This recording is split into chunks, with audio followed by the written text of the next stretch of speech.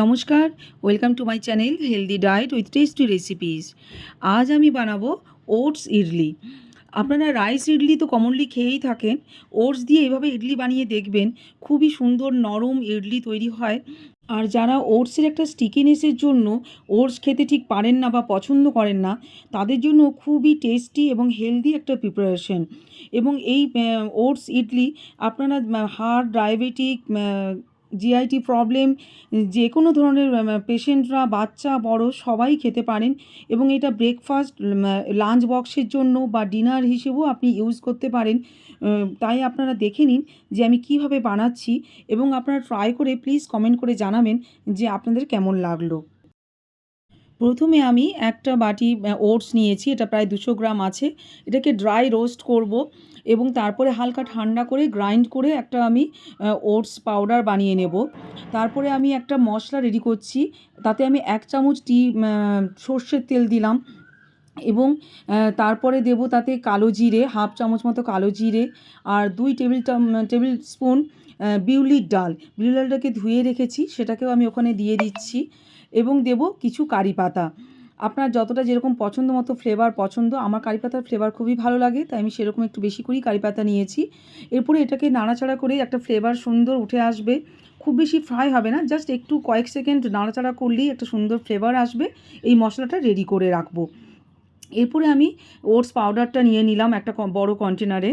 তারপরে তাতে আমি একে একে যোগ করব। নুন দেব প্রথমে। নুনটা দিয়ে শুকনো ইনগ্রিডিয়েন্টসগুলো ভালো করে মিশিয়ে নেব।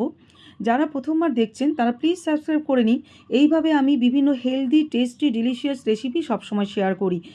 এরপর তাতে আমি নেব পেঁয়াজ কুচি। পেঁয়াজটা কিন্তু একদম খুব মিহি করে কুচোবেন।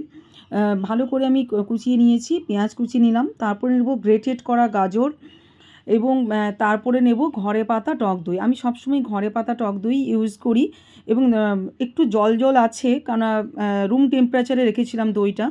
তারপরে যে সিজনিংটা আমি তৈরি করেছি বিউলির ডাল, কারি পাতা দিয়ে, ওই সিজনিংটাও আমি তাতে দিয়ে দিলাম। এরপরে তাতে দেবো আমি 1 চামচ আদা বাটা আর 1 চামচ কাঁচা লঙ্কা বাটা। আপনি যেরকম ঝাল পছন্দ করেন সেরকম ঝাল দেবেন। লঙ্কা মিহি করে কুচিয়েও দিতে পারেন, কিন্তু আমি বাচ্চার কথা ভেবে আমি একটু লঙ্কা বাটাই ইউজ করি। তারপরে প্রয়োজন মতো অল্প অল্প জল দিয়ে আপনি ব্যাটারটা রেডি করবেন। খুব বেশি পাতলা করবেন না, তাহলে ভালো হবে না। একটু এরকমভাবে ঘন থিক ব্যাটার তৈরি করতে হবে। যারা অলরেডি আমার সাথে আছেন তাদেরকে অসংখ্য ধন্যবাদ। এইভাবে আমার সাথে থাকুন, আর আশা করি আপনারা আমার মাধ্যমে এইভাবে healthy but tasty preparation enjoy করছেন। এরপরে আমি ইডলির মোল্ড নিয়ে নিয়েছি, তাতে আমি হালকা করে অয়েল ব্রাশ করব।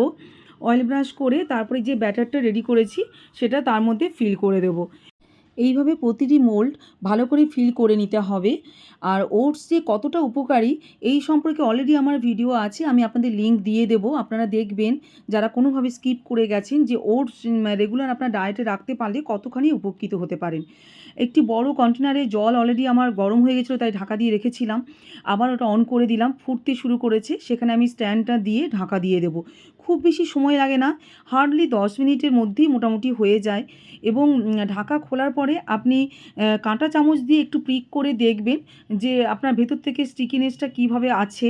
এইভাবে দেখুন, এইভাবে দেখে নিলে আপনি বুঝতে পারবেন তাহলে অলমোস্ট ডান। কিন্তু গরম অবস্থায় তুলবার চেষ্টা করবেন না, এটাকে প্রথমে একটু ঠান্ডা করে নেবেন, তারপরে চামচ দিয়ে তুললে তবেই সুন্দর করে দেখুন উঠে এসেছে।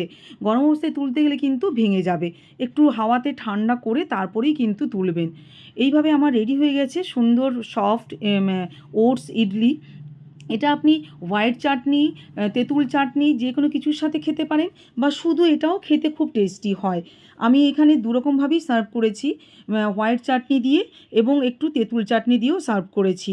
হোয়াইট চাটনির রেসিপি আমার অলরেডি করা আছে, এটার লিঙ্কও আপনাদের দিয়ে দেবো।